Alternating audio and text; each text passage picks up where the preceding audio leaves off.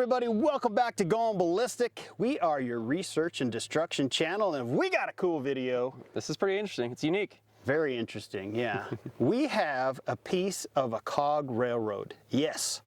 So a lot of people have shot regular railroad, but Justin does scrap on the side, and as he was digging through his pile, he found this piece of the COG Railroad. It's a collector's item and someone just threw it away. Yeah, so no we're kidding. going to destroy it. Yeah, because you can't just go to the COG Railroad and say, hey man, can I have a piece of your track so I can shoot it in a video? I've always wanted to shoot this, but couldn't never get a hold of a piece, but now we got a piece of it, and this one here is from right here in Colorado Springs, Pikes Peak COG Railroad. Yeah, it's literally right there. It's right over yonder. If you guys come to Colorado, you've got to ride on the COG Railroad. Oh, it's absolutely beautiful. It is awesome. So, real quick, as you can see in this picture, there are 3 tracks. You have the 2 outer for the regular train wheels, and then you have 2 of these COGs, railroad, I guess you'd call this the COG part, in the center. And if you look at this picture here, you can see the way the gears are offset. So the track always has a tooth grabbed in it. When one's releasing, one is fully set in, so they're very safe. It's crazy to think the entire weight of a train rides right there. Yeah, I know that holds it. Now the one here in Pikes Peak is a 27% steepest part of the grade, but I think it's in Washington where the first COG Railroad was built actually has a 37% grade. That sounds scary. What if there's a failure? I know, right? Now there's 2 different types of COGs that I've seen, where they're sitting up like this, or they're laying flat horizontally and the wheels turn this way. So okay. Kind of cool. But if you guys want to know more about a COG Railroad, just look up Wikipedia. We're not going to bore you with all this stuff. Or come visit. Or just come visit. There's a whole bunch of stuff. This one might be an original track. We don't know, because it was just rebuilt and reopened, I think, in 2019 or 2020. Yeah, something like that. But it was built in 1891, I think, is when it was first opened. Oh, dang. And when they replaced some of the tracks I think they started in 2016, some of the track was actually original track from the 1800s. They just left it? It just kept, they didn't change it out because it kept working, I guess. So this may be Boeing. That old. I have no idea, but we're going to shoot it. So what rounds you got for them, Justin? Well, we're going to start with the black tip. Well, they're all black tip. 5.56, 308, 7.62 54R, 30-06, 338 Lapua, and for a bonus round, we have a 308 slap. This one should be a cooking. Yeah, so we got we also have a chronograph set up so we can show you how fast each of these rounds are going.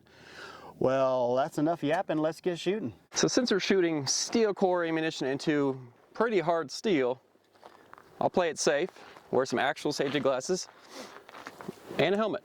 And we also have our blast shield right here.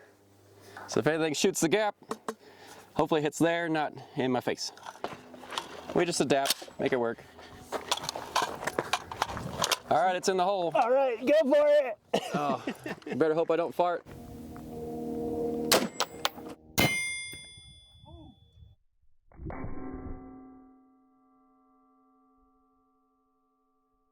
Oh, hear that? Pew! Dang, good shot, man. Everyone's alive?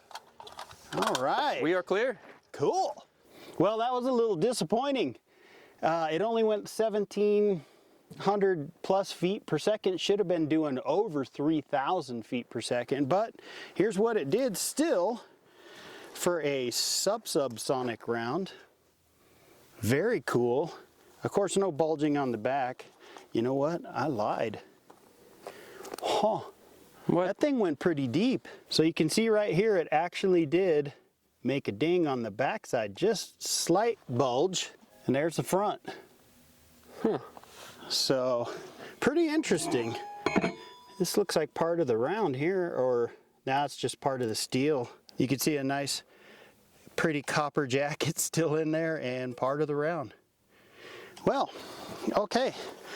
Well, we'll find out if the chronograph is malfunctioning, because we'll move on to the 308. So, let's do it, Justin. All right, now we're going to do the 308. And thanks to Bear Creek Arsenal for sending us this. This thing has been quite reliable. We've had it for a while. I don't think we've ever cleaned it. Shot it quite a bit. All right, send it. Whoa! Okay, I heard that one go by us. I did too, man. That one took off towards your house.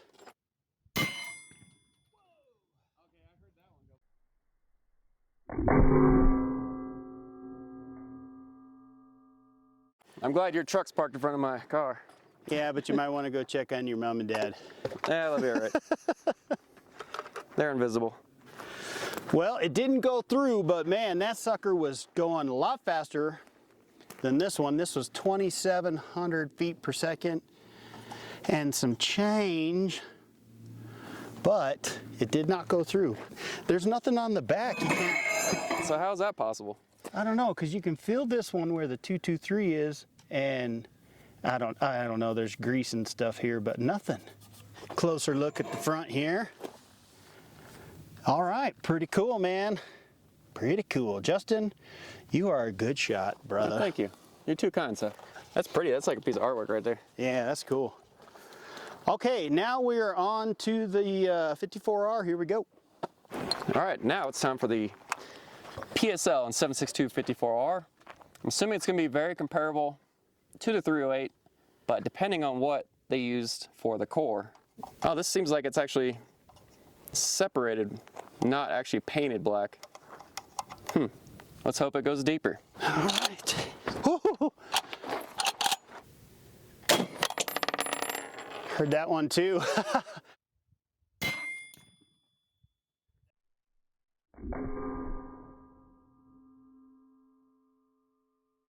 Dang, dude. Sweet. What a freaking awesome shot. Thank you. Thank you, sir. Cool. That's what I get paid to do. Yeah, right? Why you get paid the no bucks. Man, that sucker was cooking, dude. 2,800 feet per second. Again, how is it that the 223 has a bulge and the other two don't? That's weird. Yeah. Man, is that some good shooting? Or Yeah. what, people? Comment below. Justin is an awesome shot. All right, backside. That was the 223, 308. Well, you could barely feel anything, but mostly on the 223. Nothing on the 54R, but I think it was traveling faster. All right. That was freaking awesome, dude. Loving it, loving it. All right, which one's next? 30-06. Ooh, my favorite. Here we go. All right, now 30-06, and thanks to Dozer Munitions for sending us these. It's quite helpful. Getting bigger. All right. All right, sender bud. Oh, I love this gun. Oh, I love that sound.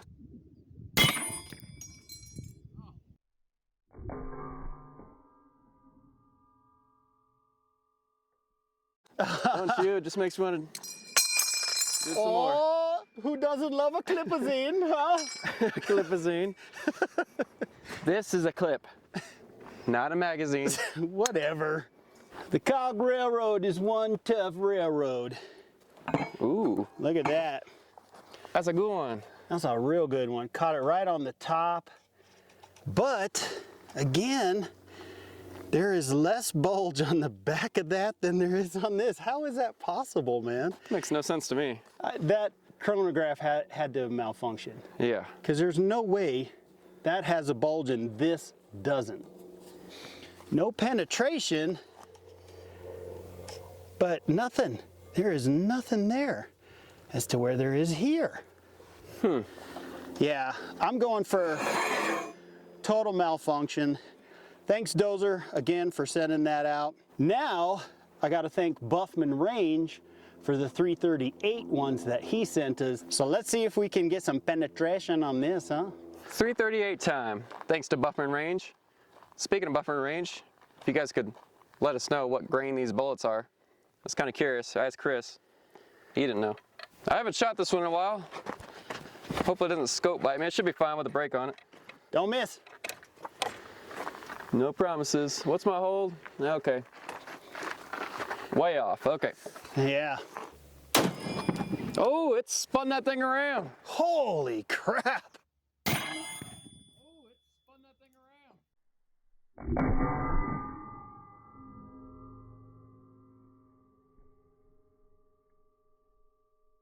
You think it went through? I don't know. Let's go see.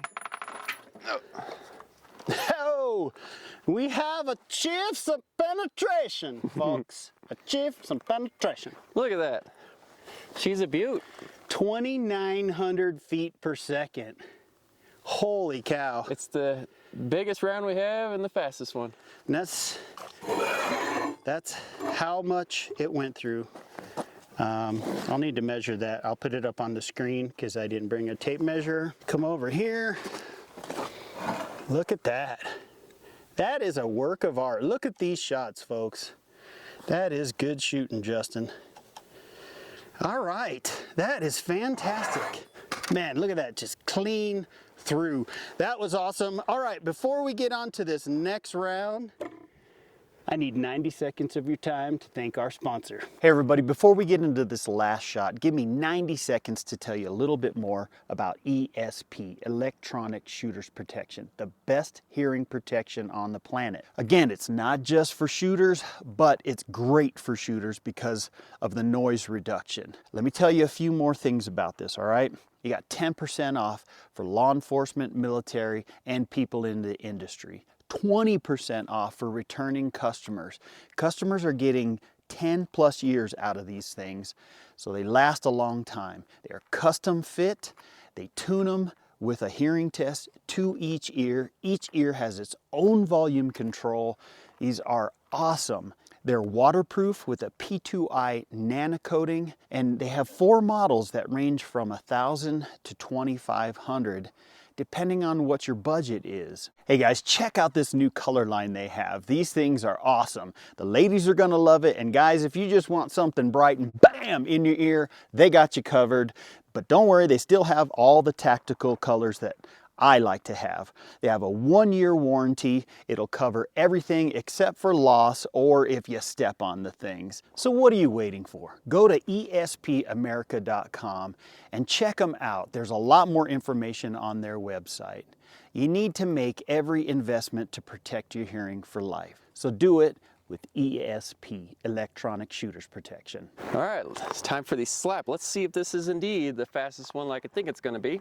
It should be a cooking. I think it could beat the 2900 of the 338. So this is the one where we have a sabot, so it may destroy your chronograph again or your camera. Okay. Are you releasing all liability? I'm releasing all liability. I don't want and to I'm hear going any crap for, from you later. Shut up. I You say broke my chronograph. 4,000 feet per second. Come on.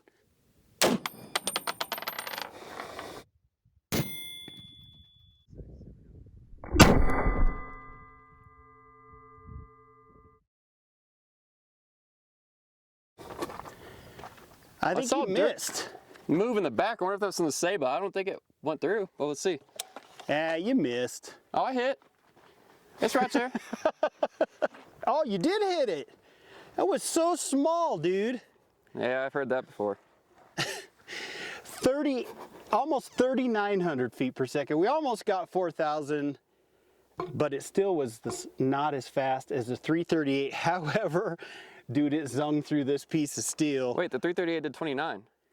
No, it did 39. 29. 29? Oh, we blew it away, yeah. Oh, we did, huh? Well, I was wrong on that. Anyways, come check this out. Another wonderful shot.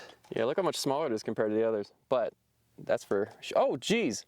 That is a clean hole. Dude, right through. It looks the same almost on the back. I thought it stopped it. I didn't realize it went all the way through. I thought that was a piece of sabot that hit the back dirt there, but Yeah. that was the round actually zung right through this thing. God, man, that's over an inch thick. All right, folks, we got to try one more round. We have one more 5.56 black tip. It's got to go faster than 1,700 feet per second. So we're going to try one more round. Here we go. All right, so we had to revisit the 5.56. We want to see, well, 2 different things. 1, what the actual speed of it is. And 2, I'm thinking that they had hardened the teeth of that rail section and not the base. So I'm going to try to aim higher to see if it does very similar penetration or the bulge in the back. This takes me back to Nam. When I was A fetus? in when I was in Canada. Here we go.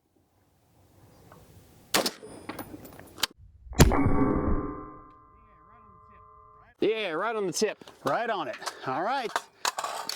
I can't tell from here, but oh, much faster speeds. Well, that was way faster, 3,600 feet per second. So that round was moving. I think Justin was right. I think the tips may be hardened because there is more penetration on this one at 1,700 feet per second than there is this one at 36. So I'd like to say the chronograph probably malfunctioned on that first one. Did it bulge the back? It did not. And that also tells us probably, this one I'm sure is probably, I would like to think it's still within the hardened area. What do you think? Probably. This one, no. But this one, there's no bulge like there is on this one. So the tips of these may be hardened. Don't even say anything, because I know you want to run with that hardened tip thing. Anyways, so that's pretty cool. There is tungsten in those. 3,600 feet per second. The COG Railroad, pretty tough, man. Pretty tough. That was fun, huh? That was a lot of fun, man. That was cool. I have always wanted to do this, so thank you to whoever threw this piece in the scrap pile. We brought it back to life. Yeah, we brought it back to life. Again, check out the COG Railroad wherever you live. If you haven't been on one, you need to ride on one. They're well worth it. Oh, yeah. But definitely want to thank our sponsor, ESP, Electronic Shooters Protection. Thank you guys for the awesome hearing protection. Got it in still. And want to thank Dozer and Buffman Range for sending us some cool rounds to shoot at this thing. Yeah, I'm glad we have a lot of support, because this would be difficult to do. It would. And expensive. Well, it is expensive anyways. Yeah. I mean, we don't make anything, so. No. Thank you guys for watching. We really appreciate it, and we'll be back. Bye.